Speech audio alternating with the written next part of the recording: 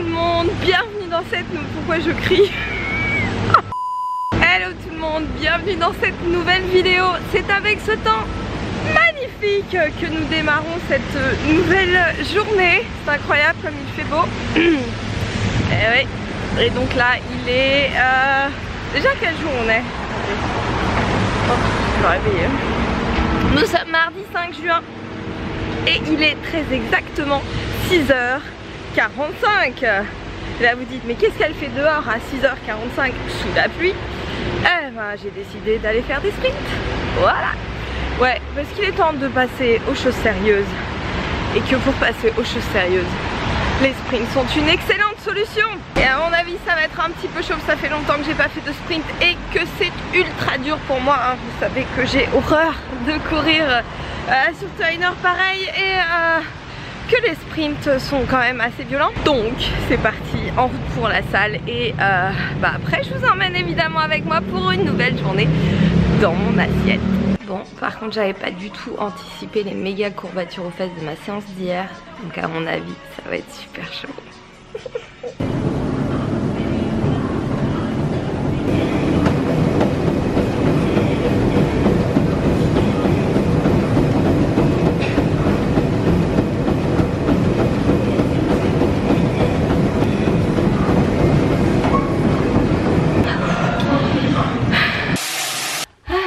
Déjeuner, mon moment préféré. Alors aujourd'hui je voulais expérimenter une recette de crêpes que je vais garnir, sauf que je voulais les faire à base de farine d'avoine et de bananes et je me suis aperçue que je n'avais plus de bananes, donc on va improviser.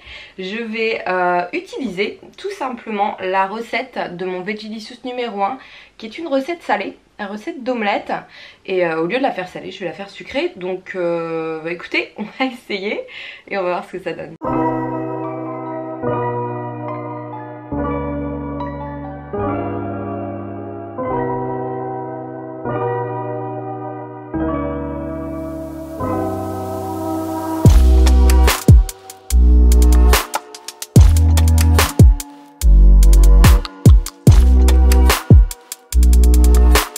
Bon, j'ai un petit doute niveau goût avec la farine de pois chiche, donc on va rajouter un petit peu de liquiflave vanille.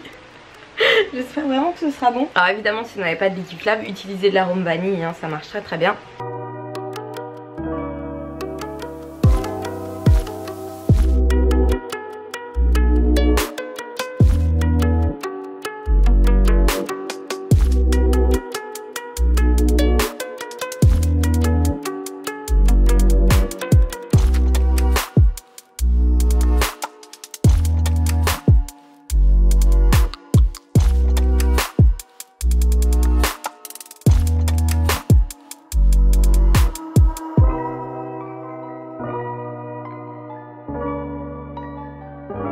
Bon bah écoutez, c'est validé. Alors le goût est assez neutre avec la farine de pois chiche, mais ça passe très très bien et surtout c'est riche en protéines. Puisque sur ce petit déj, alors attention, moi j'ai doublé les doses parce que vous savez que je suis une grosse mangeuse, donc on est sur un petit déj à 741 calories au total. Très honnêtement, si vous êtes des êtres humains normaux, vous pouvez tout à fait en manger la moitié uniquement. D'ailleurs la recette du Vegelicious petit déjeuner qui elle concerne les omelettes salées mais qui est à base de farine de pois chiche, les doses en tout cas sont pour 2 omelettes et pas 4 comme ce que je viens de faire. Mais en tout cas pour ce petit déj de compète, donc 741 calories, on est à 35 grammes de protéines, 14 grammes de lipides et 109 grammes de glucides puisque j'ai utilisé plein de fruits. J'ai utilisé des bonnes petites pêches bio de chez Naturalia, des fraises, des myrtilles. J'ai rajouté donc le yaourt au lait de soja coco et du PB2 bien sûr. Et parce que je suis gourmande, j'ai rajouté un petit peu de sirop 0 calories. Alors en tout cas avec un temps pareil, je sais pas si vous entendez la pluie dehors mais c'est déluge, des crêpes comme celle-ci, c'est absolument parfait. A few moments later.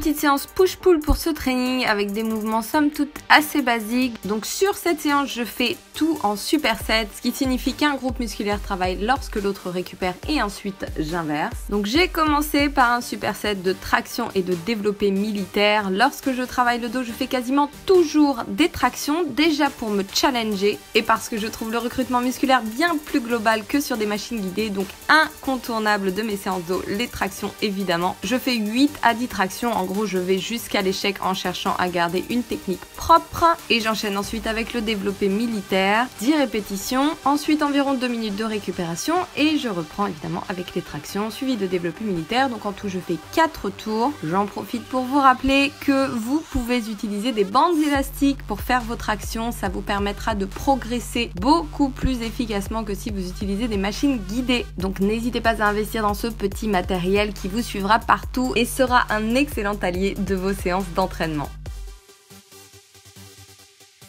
J'ai continué avec un deuxième superset, cette fois-ci composé de shoulder press aux haltères et de rowing serré, toujours aux haltères. Cette fois-ci, j'ai fait 10 à 12 répétitions par mouvement, à peu près toujours le même temps de récupération une fois les 2 séries terminées. Petit conseil d'exécution sur le shoulder press ou développé épaule, pensez à bien abaisser vos épaules, à bien pousser le haut de vos omoplates contre le banc et à ouvrir votre cage thoracique. Ça vous permettra de stabiliser l'articulation de l'épaule, donc de ne pas risquer de vous blesser et surtout d'avoir un mouvement plus fort. Autre petite chose évidemment, n'hésitez pas à vous faire parer si vous n'êtes pas loin de l'échec, parce qu'un braquillage ça peut vite arriver et franchement vous prendre un haltère sur la tête c'est pas vraiment ce que je vous souhaite.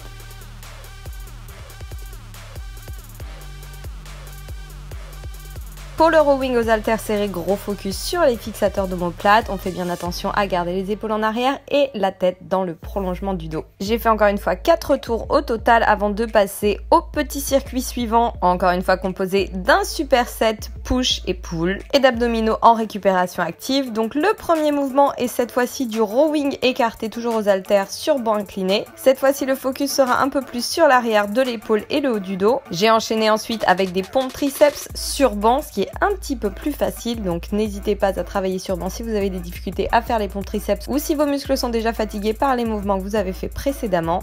Et pour ma récup active, j'ai fait des twists sur banc. En termes de répétitions, cette fois-ci, j'étais sur une fourchette un petit peu plus longue avec 15 répétitions par mouvement et 16 répétitions pour les twists.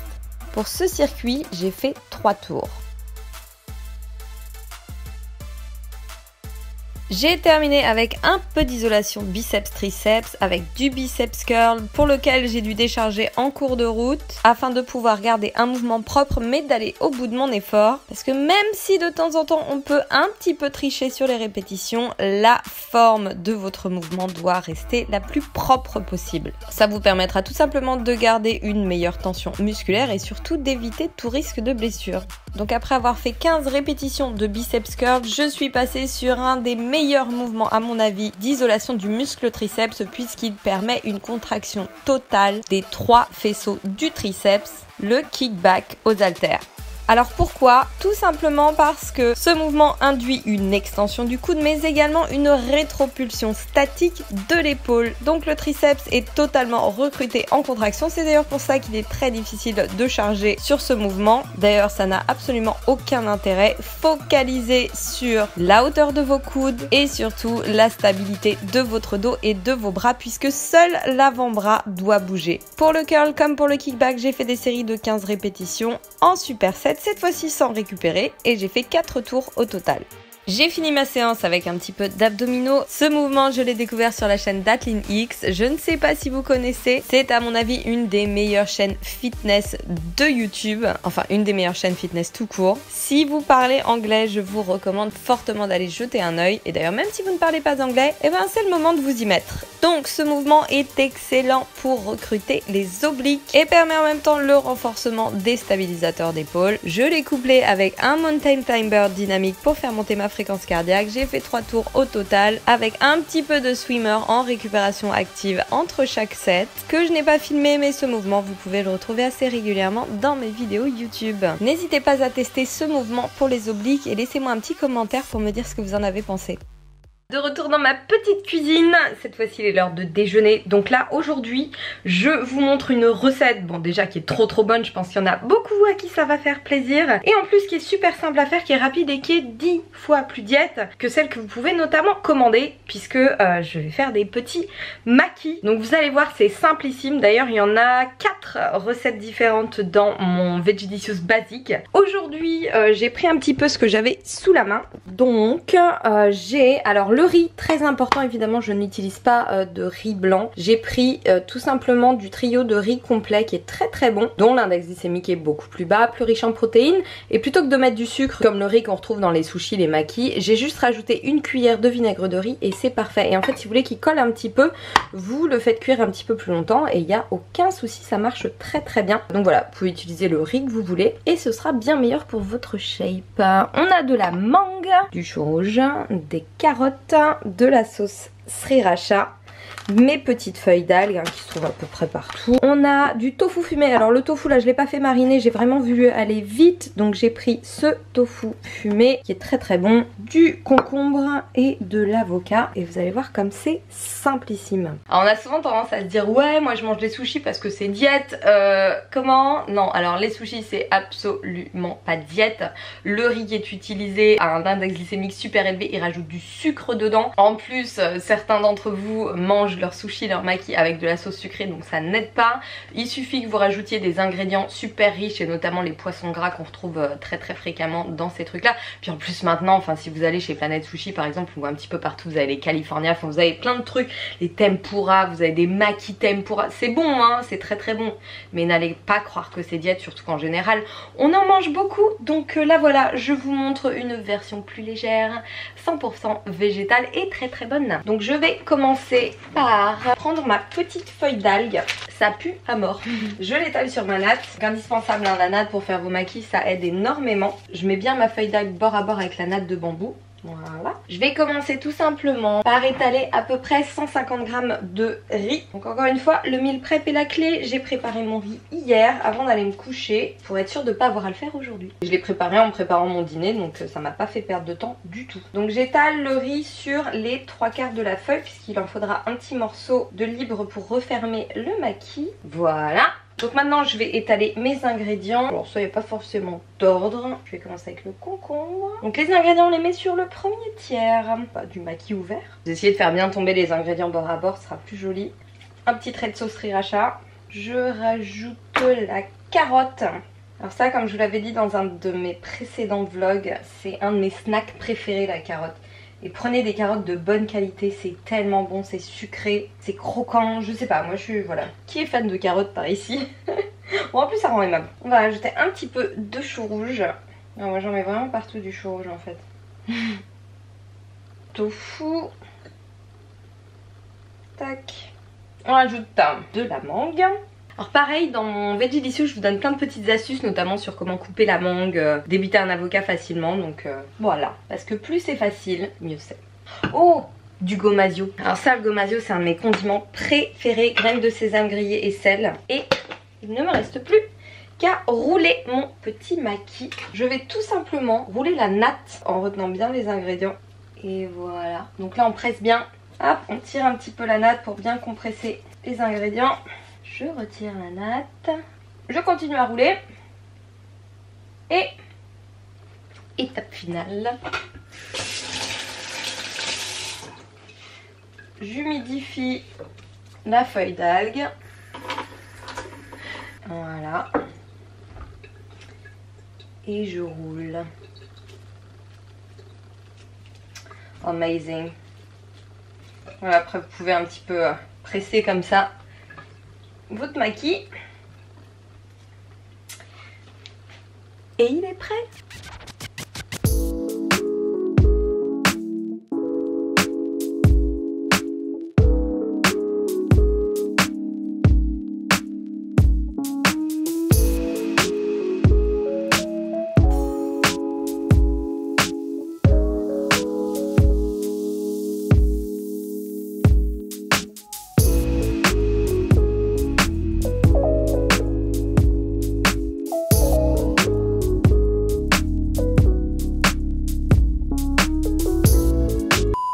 Voilà, le genre de repas super satisfaisant, vous pouvez vous faire relativement rapidement et je vous jure, c'est un bonheur de pouvoir manger des maquis comme ça chez soi.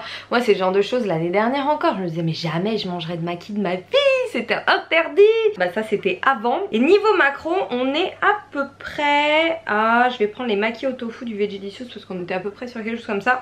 Donc pour 8 maquis, j'ai 287 calories. Donc là à multiplier par 2 avec la sauce, on est sur du 600 calories à peu près pour ce gros plateau que vous avez vu. Ce qui est plutôt vachement bien puisque quand vous prenez vos maquis chez le japonais, on n'est pas du tout sur du 600 calories les 16 maquis. Loin de là.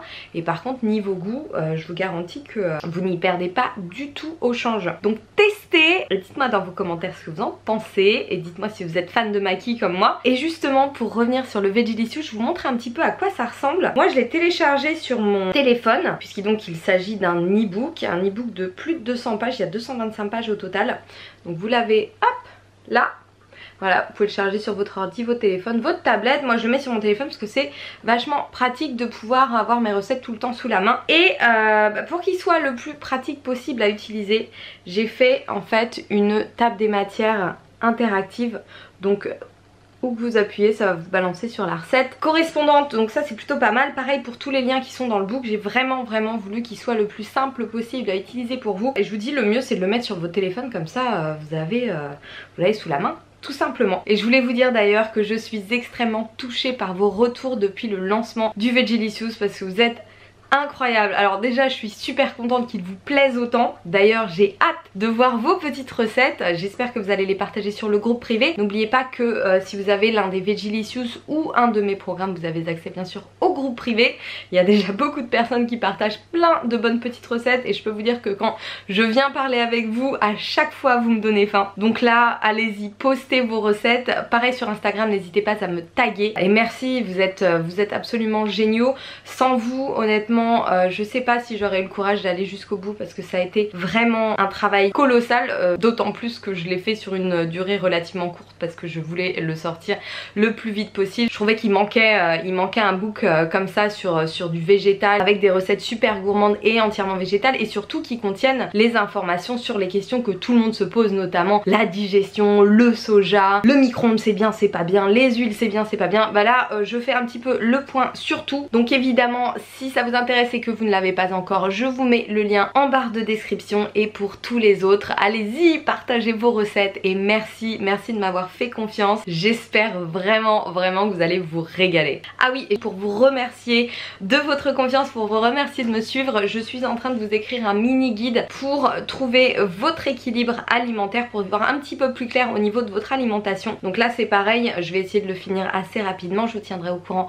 quand il sera en ligne. De toute façon il sera disponible en lien en bas de mes prochaines vidéos. Et d'ailleurs à propos de prochaines vidéos, je vais relancer plutôt la série Demandez-moi tout, parce qu'à chaque fois vous me posez plein de questions et le problème c'est que d'une vidéo à l'autre, la plupart du temps j'en oublie pas mal, il y en a pas mal qui passent à la trappe. Je vais parler d'un sujet au détriment d'autres questions que vous me posez, donc je remets en place les Demandez-moi tout. Par contre vos questions, plutôt que de me les envoyer sur la boîte mail qui ne marchait pas, c'est pour ça d'ailleurs que j'ai arrêté parce que c'était un gros fail encore une fois, vous me les laissez tout simplement en commentaire en bas de mes vidéos, en bas de cette vidéo par exemple, ou vous m'envoyez un petit message sur Instagram et je ferai de mon mieux pour répondre à vos questions en vidéo. Et d'ailleurs les prochaines vidéos ne seront pas chez moi parce que là j'ai été enfermée chez moi un sacré bout de temps, donc on va recommencer à bouger un petit peu à partir de la semaine prochaine. Je vous emmènerai avec moi, vous allez voir, ça va être absolument génial. Vous verrez peut-être des personnes que vous avez déjà vues sur les réseaux ou au salon ou même dans une de mes précédentes vidéos.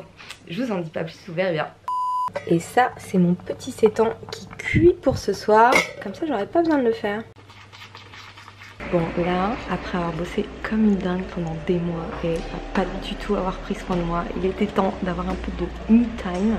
Et donc voilà, ma nouvelle coupe.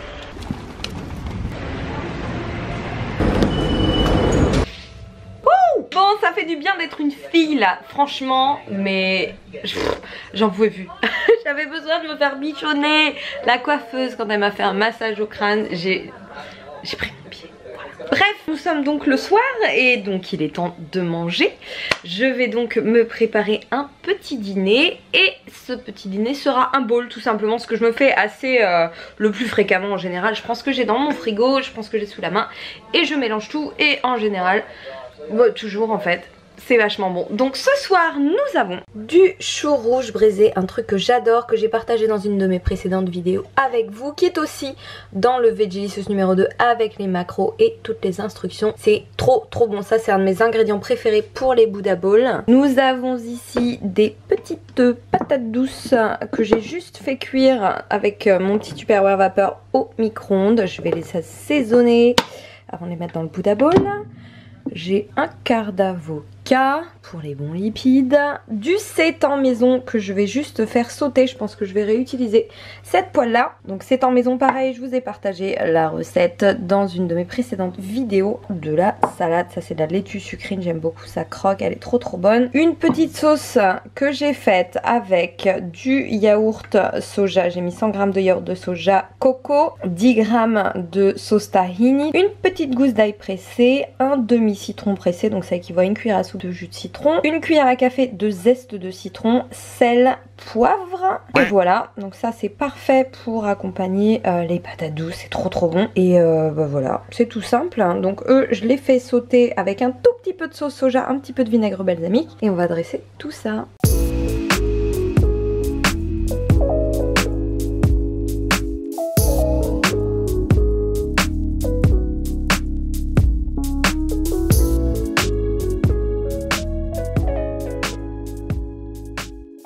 Et voilà, encore un bon Buddha Bowl comme toujours. Alors celui-ci fait à peu près 530 calories. Vous avez quasiment 35 grammes de protéines, donc c'est plutôt pas mal. Et vive le seitan maison, en plus comme vous le savez, c'est riche en protéines et ça coûte que dalle. Donc faites votre seitan vous-même. Voilà, j'espère encore une fois que ce vlog vous a plu, que cette petite journée dans mon assiette vous a plu. J'ai l'impression que ce sont vraiment les vidéos qui vous plaisent le plus. Donc évidemment, je vais continuer à en faire. Bon, je vous laisse. N'oubliez pas de liker la vidéo si elle vous a plu. N'oubliez pas de la partager également. N'oubliez pas de vous abonner si ça n'est pas déjà fait. Et comme d'habitude, prenez soin de vous, entraînez-vous bien, mangez bien et je vous dis à la prochaine. J'ai oublié de vous dire, je n'ai utilisé que la moitié de la sauce. C'était largement suffisant. Cette petite sauce se garde 24 heures au réfrigérateur. Donc si vous en faites à l'avance comme moi, utilisez-la rapidement. Mais en tout cas, elle est très bonne. Voilà, bye.